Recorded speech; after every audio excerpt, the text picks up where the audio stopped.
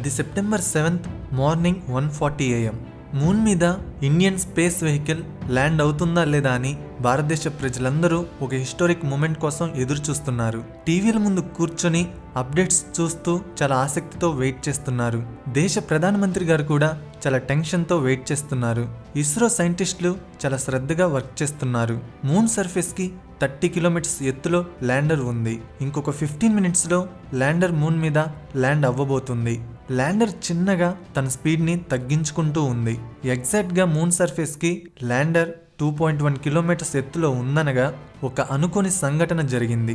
ల్యాండర్కి ఇస్రోకి మధ్య communication cut అయింది. ఆ తర్వాత ఏం జరిగిందనేది ఎవ్వరికీ తెలియదు. సో ఆ 15 minutesలో అసలు ఏం జరిగింది, ల్యాండర్ మూన్ మీద ఎందుకు ల్యాండ్ అవ్వలేకపోయింది, ఈ సంఘటనకి దేశ ప్రజలు ఎలా రియాక్ట్ అయ్యారు, ప్రపంచ దేశాలు ఏమన్నాయో ఈ వీడియోలో చెప్పబోతున్నాను. Let's begin our episode. 2019 July 22 రోజున చంద్రయాన్ 2 రాకెట్ని లాంచ్ చేశారు. రాకెట్ ఆకాశంలోని గ్రావిటీ లేని ప్లేస్కి వెళ్ళగానే రాకెట్ లోపల నుంచి ఆర్బిటర్ బయటికి వచ్చింది. రాకెట్ భూమి మీద ఉన్న సముద్రంలో పడిపోయింది. బయటికి వచ్చిన ఆర్బిటర్ మెల్లగా మూన్కి ప్రయాణం మొదలుపెట్టింది. ఆగస్టు 14th రోజున ఆర్బిటర్ మూన్ ఆర్బిట్లోకి ఎంటర్ అయ్యింది. మూన్ చుట్టూ తిరగడం మొదలుపెట్టింది. సెప్టెంబర్ 2 రోజున ఆర్బిటర్కి అటాచ్ అయిన ల్యాండర్ సపరేట్ అయ్యింది. ఇంకొక 3 daysలో ల్యాండర్ మూన్ మీద ల్యాండ్ అవుతుంది.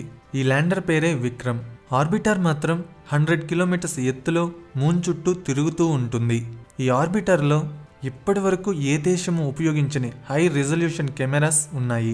ఆ కెమెరాస్ సహాయంతో ఆర్బిటర్ మూన్ యొక్క హై రిజల్యూషన్ ఫొటోస్ని తీసి ఇస్రోకి పంపుతుంది.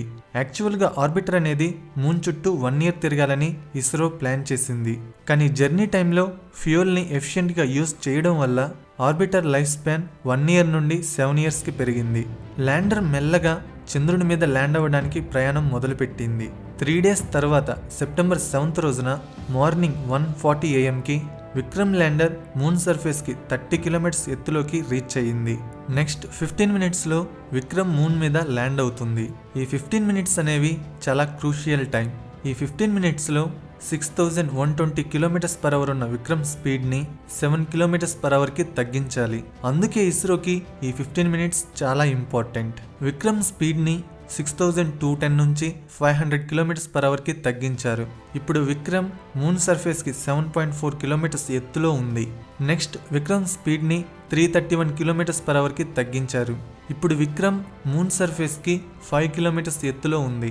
నెక్స్ట్ విక్రమ్ స్పీడ్ని 7 km/hకి తగ్గించి మూన్ మీద ల్యాండ్ చేయాలి. ఈ స్టేజ్లోనే అనుకోని సంఘటన జరిగింది. విక్రమ్ స్పీడ్ 216 km/h ఉండగా హైట్ 2.1 kilometers ఉండగా విక్రమ్కి ఇస్రో గ్రౌండ్ స్టేషన్కి మధ్య ఉన్న కమ్యూనికేషన్ కట్ అయింది. కమ్యూనికేషన్ ఎందుకు కట్ అయిందనే దాని గురించి ఇస్రో ఇంకా ఏమీ చెప్పలేదు. డేటాని అనలైజ్ చేస్తుంది. విక్రమ్ ల్యాండర్ అనేది మూన్ మీదకి క్రాష్ అయిందా లేక సాఫ్ట్ ల్యాండ్ అయ్యిందా అనే విషయం కూడా ఇంకా కన్ఫర్మ్ అవ్వలేదు. అసలు విక్రమ్కి ఏం జరిగిందనేది తెలుసుకోవడానికి ఇస్రోకి 2 options ఉన్నాయి. ఒకటి, ఆర్బిటర్ ఆల్రెడీ 100 kilometers ఎత్తులో మూన్ చుట్టూ తిరుగుతుంది. ఈ ఆర్బిటర్ అనేది కొన్ని రోజుల్లో విక్రమ్ ల్యాండింగ్ సైట్ని ఫొటోస్ తీసి ఇస్రోకి పంపుతుంది. ఆ ఫొటోస్ని అనలైజ్ చేస్తే అసలు విక్రమ్ ల్యాండర్కి ఏం జరిగిందో తెలుస్తుంది. సెకండ్ ఆప్షన్, విక్రమ్ ల్యాండర్తో ఇస్రోకి మళ్ళీ కమ్యూనికేషన్ కనెక్ట్ అయితే అసలు ఏం జరిగిందో తెలుస్తుంది. కానీ పెద్ద మిరాకిల్ జరిగితే తప్ప కమ్యూనికేషన్ రీస్టోర్ అవ్వదు. కమ్యూనికేషన్ కట్ అవ్వడానికి మ్యాక్సిమం ఒక్కటే రీజన్ అయ్యుండొచ్చు. అదేంటంటే కమ్యూనికేషన్ ఎలక్ట్రానిక్స్లో టెక్నికల్ ప్రాబ్లం వచ్చి ఉండొచ్చు. విక్రమ్ ల్యాండర్కి ఏం జరుగుతుందనే దాని గురించి కొంతమంది ఆస్ట్రోనాట్స్ ఈ విధంగా గెస్ చేశారు. విక్రమ్ 216 km/h స్పీడ్లో ఉన్నప్పుడు కమ్యూనికేషన్ కట్ అయింది. మేబీ అదే స్పీడ్లో విక్రమ్ మూన్ మీదకి క్రాష్ ల్యాండ్ అయి ఉంటుందని చెప్పారు. లేదా క్రాష్ ల్యాండ్ అయినా కూడా పెద్ద డ్యామేజ్ జరిగి ఉండకపోవచ్చని, కమ్యూనికేషన్ రీస్టోర్ చేయగలిగితే ల్యాండర్ని పనిచేసేలా చేయొచ్చు అని. ఒకవేళ విక్రమ్ కరెక్ట్గా ల్యాండ్ అయ్యి ఉంటే ఏం జరుగుండేది? విక్రమ్ లోపల నుంచి ఒక రోవర్ బయటికి వస్తుంది. ఈ రోవర్ పేరు ప్రగ్యాన్. మూన్ సర్ఫేస్ మీద ఈ రోవర్ 0.36 km/h స్పీడ్తో కదులుతుంది. కావలసిన చోట ఆగి ఫొటోస్ని తీసి ఇస్రోకి పంపుతుంది. సాయిల్ శాంపిల్స్ని తీసుకుని టెస్ట్ చేసి డేటాని ఇస్రోకి పంపుతుంది. టోటల్గా 14 days మూన్ సర్ఫేస్ మీద ప్రగ్యాన్ రోవర్ మూవ్ అవుతుంది. ఈ 14 డేస్లో 500 మీటర్స్ డిస్టెన్స్ని రోవర్ కవర్ చేస్తుంది, అంటే 1/2 కిలోమీటర్. ఎర్త్ మీద ఎలా అయితే 12 అవర్స్ కంటిన్యూస్గా సన్లైట్ ఉంటుందో అలాగే మూన్ మీద కంటిన్యూస్గా 14 డేస్ సన్లైట్ ఉంటుంది. ఆ తర్వాత చీకటి పడుతుంది. చీకటిలో రోవర్కి ఉన్న సోలార్ ప్యానెల్స్ పని చెయ్యవు గనుక రోవర్ 14 డేస్ మాత్రమే పనిచేస్తుంది. మళ్ళీ సన్లైట్ వచ్చాక రోవర్ పనిచేస్తుందో లేదా అనే విషయం తెలియదు. 1958 ఇయర్ నుంచి ఇప్పటి వరకు ప్రపంచం 46 సార్లు మూన్ మీద ల్యాండ్ అవ్వాలని ట్రై చేసింది. కానీ ఈ 46 అటెంప్ట్స్లో ప్రపంచం కేవలం 26 సార్లు మాత్రమే సక్సెస్ అయ్యింది. యుఎస్ఏ 12 టైమ్స్ ఫెయిల్ అయ్యి 13th టైం సక్సెస్ అయ్యింది. రష్యా 7 టైమ్స్ ఫెయిల్ అయ్యి 8th టైం సక్సెస్ అయ్యింది. కానీ ఇండియాకి ఇదే ఫస్ట్ టైం. చైనా 2013లోనే మూన్ మీద రోవర్ని సాఫ్ట్ ల్యాండ్ చేసింది. ఫస్ట్ అటెంప్ట్లోనే సక్సెస్ అయ్యింది. 2019లో చైనా ఇంకొక రోవర్ని కూడా మూన్ సర్ఫేస్ మీద ల్యాండ్ చేసింది. ప్రస్తుతం చైనాకు చెందిన రోవర్ మాత్రమే మూన్ మీద తిరుగుతూ ఉంది. చైనా, రష్యా, యుఎస్ఏతో పోలిస్తే ఇండియన్ స్పేస్ ప్రోగ్రామ్స్ బడ్జెట్ చాలా తక్కువ. ఇంత తక్కువ బడ్జెట్లో కూడా ఇస్రో ఎన్నో ఆబ్జెక్టివ్స్ని అచీవ్ చేయగలిగింది. యాక్చువల్గా చంద్రయాన్ 2 టోటల్గా ఏం ఫెయిల్ అవ్వలేదు. 95% ఆఫ్ ఆబ్జెక్టివ్స్ని ఆర్బిటర్ కంప్లీట్ చేసింది. రోవర్ చేయాల్సిన 5% వర్క్ మాత్రమే మిగిలిపోయింది. ఇండియా కానీ మూన్ మీద సాఫ్ట్ ల్యాండ్ చేసుంటే యుఎస్ఏ, రష్యా, చైనాతో పాటు ఇండియా 4th కంట్రీగా హిస్టరీలో నిలిచి ఉండేది. ఈ సంవత్సరం ఏప్రిల్లో ఇజ్రాయెల్ కంట్రీ కూడా మూన్ మీద తమ వెహికల్ని ల్యాండ్ చేయాలని ట్రై చేసింది.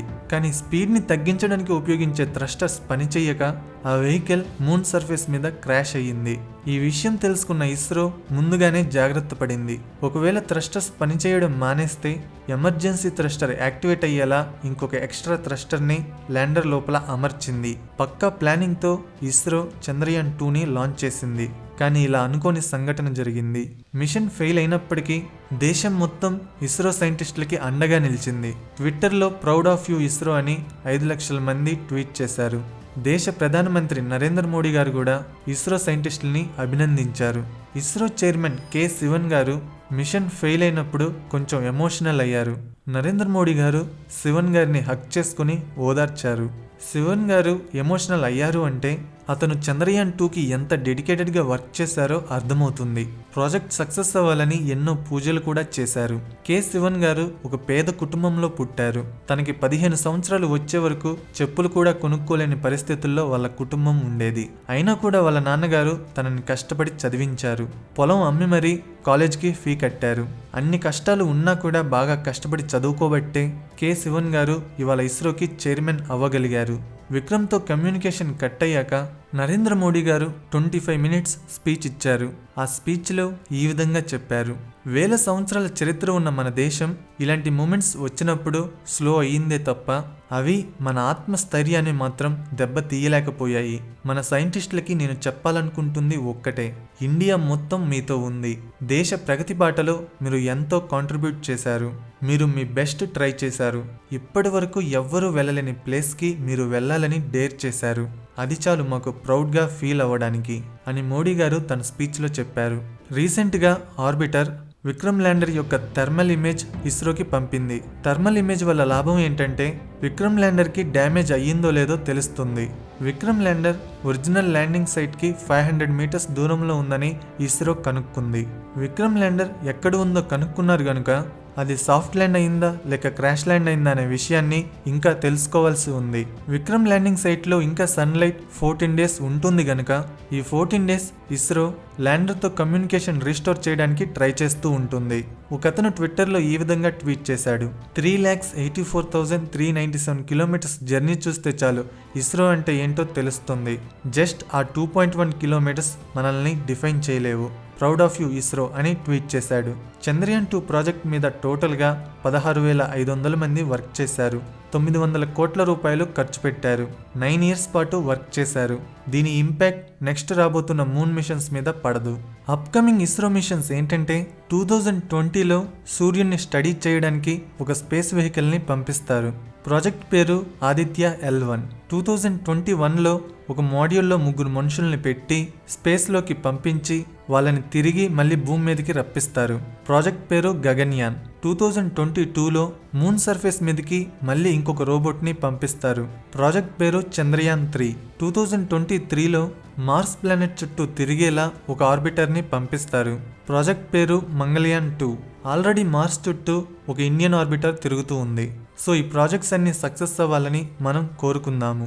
నా ఎక్స్ప్లెనేషన్ నచ్చితే వీడియోని లైక్ చేసి షేర్ చేయండి. ఇలాంటి ఇంట్రెస్టింగ్ వీడియోస్ కోసం ఛానల్ని సబ్స్క్రైబ్ చేయండి. వీడియో పెట్టగానే నోటిఫికేషన్ రావాలంటే సబ్స్క్రైబ్ చేయగానే పక్కనే ఒక బెల్ ఐకాన్ కనపడుతుంది. దాని మీద క్లిక్ చేయండి. Thank you.